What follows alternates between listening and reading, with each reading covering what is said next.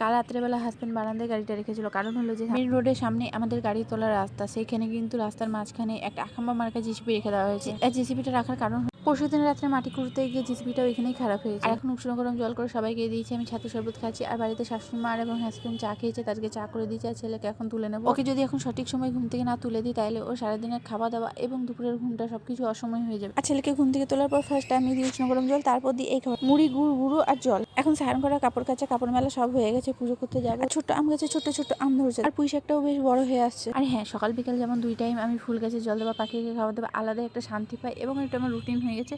এটাও তাই, সকালবেলা পুজো করা, গীতা পাঠ করে আলাদা একটা শান্তি অনুভূতি এবং রুটিন হয়ে গেছে, এটা বলতে পারো। আর আজ হলো রবিবার, আজ একটা কীর্তন আসবে, শুক্রবার একটা কীর্তন এসেছিল, আর রাধা মাধব একবারই কিন্তু দিব। আর আমাদের ছাদে হরিতলায় যখন কীর্তন হচ্ছিল, এতটাই ভিড় ছিল যে আমি নিচে যে ফোনটা নিয়ে এসে তার হয়ে উঠলো না। 2 দিন হরিনাম হলো। আর একদিন এক সময় এক ফোন থেকেই কিন্তু 2টো জিনিস অর্ডার দেওয়া হয়েছিল, একটা পার্সেলেই চলে এসেছে।